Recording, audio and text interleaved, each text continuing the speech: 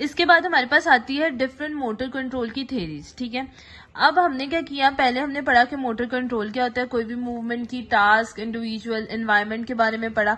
अब डिफरेंट जो थेरीज थी वो आती है। ये ना मोस्ट क्वेश्चन ना आ जाता है, लॉन्ग क्वेश्चन में भी आ जाता है, तो इसको करना बहुत ज्यादा इंपॉर्टेंट और बहुत मजे की है। ठीक है, सबसे पहले हमारे पास आती है रिफ्लेक्स थेरी। रिफ्लेक्स थेरी क्या कहता है कि every movement is control by reflexes, कि जो भी हमारे पास मूवमेंट हो रही है ना वो हमारे रिफ्लेक्सेस कंट्रोल कर रहा है। ये किसने दी थी हमारे पास? श्रिंगन टॉन ने ये हमें थ्योरी दी थी, और इसने ये कहा था कि जितने भी एक्शन है ना हमारे पास जितनी भी मूवमेंट्स हो रही है वो हमारे पास जो है वो कंट्रोल हो रही है हमारे रिफ्लेक्सेस से।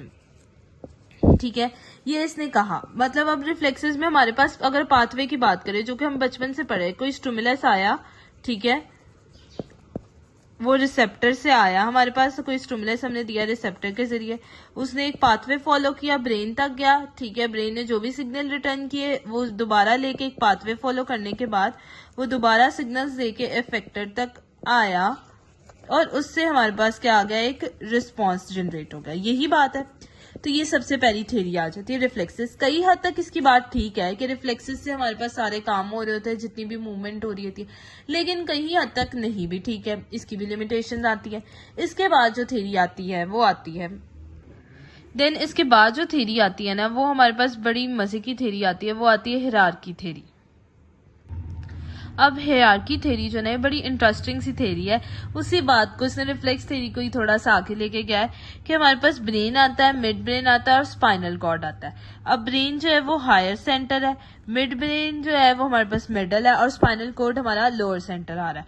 अब वो कह रहा है कि जब जो है हायर सेंटर अपना काम नहीं ना कर रहा होता, लोअर जो होते हैं वो खुद काम करने लग जाते हैं, वो टेक ओवर एक्शन कर लेते हैं। ऐसे ही होता है ना, जब घर के बड़े जो है वो फैसला ना कर पा रहे हो या घर के बड़े ना सुन रहे हो, तो जो छोटे बच्चे हैं, जो छोटे होते हैं, वो रेबल बन जाते हैं। ठीक है, यही होता है।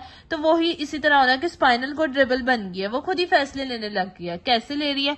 अब हमें एक केस डिस्कस करते हैं। जैसे स्ट्रोक का कोई पेशेंट आ गया, ठीक है, स्ट्रोक में क्या हुआ है, रेबल बन गया। सबसे पहले उसका यूरिनरी कंट्रोल जाता है, ब्रेन जो है वो नहीं कर रहा रिस्पॉन्ड, तो मिड ब्रेन कहता है कि मैं कोशिश करता, वो भी नहीं करता, तो स्पाइनल कॉर्ड ले लेती है। मिडल ब्रेन ने यूरिनरी कंट्रोल को भेजा। देन उसके बाद क्या हुआ, आहिस्ता आहिस्ता उसका बैलेंस भी खत्म होने लग जाता है। ठीक है, मतलब सारा कंट्रोल किसके पास आ गया, स्पाइनल कॉर्ड के ऊपर आ गया, टेक ओवर कंट्रोल। वो हायरार्की वाला ये बता रहा है हायरार्की थ्योरी में कि हर चीज जो है वो एक स्टेप बाय स्टेप जा रही होती है। जब जो है वो बड़े रिस्पॉन्ड नहीं कर रहे तो जो हमारे पास लोअर लेवल होगा वो कंट्रोल ले लेगा। This is known as hierarchy theory. इसके बाद तीसरे नंबर पे जो थ्योरी आती है वो आती है हमारे पास न्यूरोमैचुरेशनल थ्योरी। न्यूरोमैचुरेशन थ्योरी में क्या होता है कि हमारे पास कॉर्टेक्स आता है, फिर मिड ब्रेन आता है, फिर स्पाइनल कॉर्ड आता है। अब किस तरह इसने न्यूरोमैचुरेशन थ्योरी को जो है ना वो बच्चों पे से शुरू किया।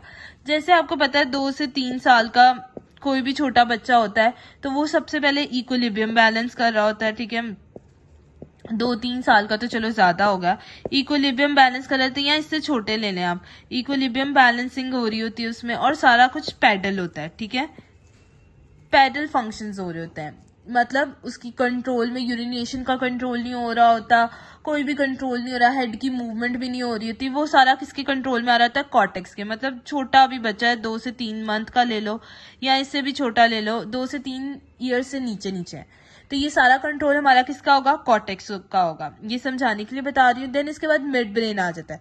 मिड ब्रेन जो है ना वो राइटनिंग रिएक्शन देगा। राइटनिंग रिएक्शन में क्या आएगा, हमारे पास हेड का कंट्रोल होगा। आपने देखा होगा बच्चे की डेवलपमेंट अगर आप देखें तो जब वो छोटा होता है तो उसका कोई भी कंट्रोल नहीं होता, ना उसका यूरिनरी कंट्रोल है, ना बाउल कंट्रोल है, ना उसको रिफ्लेक्सेस, बेसिक रिफ्लेक्सेस प्रेजेंट होते हैं, लेकिन इतने जो है उसको नहीं पता होता। ठीक है, वो सारा कंट्रोल हमारे पास कॉर्टेक्स का होता है न्यूरोमैचुरेशन थ्योरी के अकॉर्डिंग। देन उसके बाद मिड ब्रेन आ जाता है। फिर उसमें क्या होता है कि वो थोड़ा थोड़ा अपने जैसे जैसे बड़ा होता है हेड कंट्रोल करने लग जाता है, नेक कंट्रोल उसका डेवलप हो रहा होता है, फिर थोड़ा थोड़ा आहिस्ता आहिस्ता उसका बैलेंस कंट्रोल डेवलप हो रहा होता है, फिर वो क्वाड्रिसेप को यूज करके क्या करने लग जाता है, क्रॉलिंग करने लग जाता है। तो ये सारी चीजें जो आती हैं वो किस में आ रही होती है, मिड ब्रेन के कंट्रोल में आ रही होती है। अब जो होता है वो स्पाइनल कॉर्ड ले लेता है, लोअर लेवल पे आ जाता है, तो वहां पे क्या होता है, प्रिमिटिव रिफ्लेक्सेस हो रहे होते हैं डेवलप। प्रिमिटिव रिफ्लेक्सेस डेवलप हो रहे होते हैं, मतलब एपिडल फंक्शन हो रहे होते हैं। एपिडल फंक्शन में हमारे पास क्या आ जाएगा कि अब उसे अपने बाउल पे भी कंट्रोल है, न्यू यूरिनरी कंट्रोल भी है, सारी चीजों पे कंट्रोल है, ठीक है। तो ये थ्योरी न्यूरो मैचुरेशन थ्योरी कहलाती है।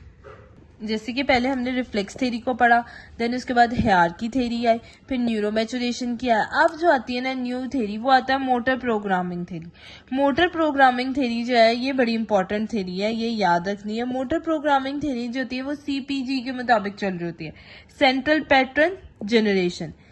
मतलब वो कहता है कि हमारे ब्रेन में कुछ न्यूरल सेल्स होते हैं, ठीक है, वो कंट्रोल कर रहे होते हैं सारा कुछ, ठीक है। अब ये CPG है जो है, ये हमारे पास क्या, सेंट्रल पैटर्न ऑफ जनरेशन, ये न्यूरल सर्किट होता है जो एक पाथवे डेवलप कर रहा होता है, जिसकी वजह से वो चीजें हमारे दिमाग में प्रिंट होने लग जाती है, ठीक है। अब इसके एग्जाम्पल समझने के लिए मैं आपको एक रिसर्च बताती हूँ, ठीक है। एक ना 2 से 3 साल के ना बच्चों पे रिसर्च की गई, और उस रिसर्च में बताया गया कि हमारे जो न्यूरॉन है ना, एक अडल्ट के न्यूरॉन से 2 से 3 साल के बच्चों में ना वो डबल होते हैं, ठीक है। अब डबल हो गए वो न्यूरॉन्स, मतलब न्यूरॉन्स की साइनेप्सिस वहां पे डबल है। लेकिन क्या होता है कि जैसे जैसे बड़े होते जाते हैं ना तो वो कम होने लग जाते हैं। अब क्या होता है कि जो चीजें हम बार बार यूज कर रहे होते हैं तो वो हमारे पास क्या होती है, सेव के ऑप्शन में आ जाती है, और जो बच्चा नहीं यूज कर रहा होता वो डिलीट में हो जाती है, वो साइनेप्सिस डिलीट होने लग जाते हैं। डबल थे किस तरह, जो चीजें हम यूज करते जा रहे थे, बार बार एक्टिविटी हो रही थी, वो रिमेनिंग के बटन में आ गया और वो हमारे न्यूरल सिस्टम में सेव होती जा रही थी। लेकिन जो नहीं कर रहे थे वो डिलीट के ऑप्शन में आके डिलीट होता गया। इसे कहते हैं कॉग्निटिव प्रूनिंग, PRUNING, प्रूनिंग, ठीक है। मतलब हाफ एन एडल्ट में रह जाते हैं। तो ये हमारे पास थी मोटर प्रोग्रामिंग थ्योरी, ठीक है। जैसे कि आहिस्ता आहिस्ता क्या होता है कि हम सीख रहे होते हैं, जैसे कार चलाना है, शुरू शुरू में बहुत ज्यादा मुश्किल लगती है कि कहाँ ब्रेक पे पाँव रखना है, रेस पे पाँव रखना है या एक्सीलेटर पे पाँव रखना है, तो वो देखना पड़ता है, गियर किस टाइम पे डालना है। तो अब क्या होता है कि आहिस्ता आहिस्ता हम इतने एक्सपर्ट हो जाते हैं कि हमें, हमारा ब्रेन ओवर थिंकिंग में जा रहा होता है, लेकिन हम ड्राइव इजीली कर रहे होते हैं, स्मूथ ड्राइविंग हो रहा है, क्योंकि वो हमारा मोटर प्रोग्रामिंग थ्योरी की अकॉर्डिंग टू CBG डेवलप हो गया, सेंट्रल पैटर्न जनरेशन हो गया, हमारी न्यूरॉन वो डेवलप हो गए। अब क्या कर रहे थे, पहले हम लोगों की हॉबीज और होती थी, अब हमारी स्क्रॉलिंग है, और वो भी हमें पता होता है कि हमने ऊपर नीचे करना है, न्यूरल पैटर्न डेवलप हो गया। तो हर चीज का हमारा न्यूरल पैटर्न डेवलप हो रहा होता है, वो हमारे दिमाग में सेव होने लग जाते हैं। This is known as program motor programming theory. Then इसके बाद आती है हमारे पास सिस्टम थ्योरी। सिस्टम थ्योरी में क्या होता है कि हमारे पास न्यूरोलॉजिकल सिस्टम और MS के दोनों इन्वॉल्वमेंट होता है, ठीक है। न्यूरोलॉजिकल आ गया हमारा, और MSK का सिस्टम, दोनों की इन्वॉल्वमेंट जो होती है वो होती है, तो वो हमारे पास सिस्टम थ्योरी बन जाती है, ठीक है। देन इसके बाद हमारे पास आता है ecological theory, adopting according to environment, ठीक है।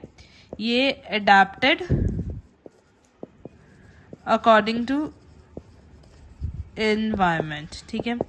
मतलब उसके अकॉर्डिंग टू जो है वो अडॉप्शन आ ही जाती है। किस तरह, जैसे हम छोटे होते थे, हमें शोर सुनाई देता था तो हम रोने लग जाते थे, लेकिन इकोलॉजिकल थ्योरी के अकॉर्डिंग हमारा न्यूरल सिस्टम डेवलप हो गया कि यहाँ पे शोर हो रहा है तो हम अपना कमरा चेंज कर लें, ठीक है। तो ये इकोलॉजिकल थ्योरी आ गई। हमने 6 थ्योरीज डिटेल में डिस्कस की। If you have any query और any question, you can ask me in comment section. Thank you so much for watching this video.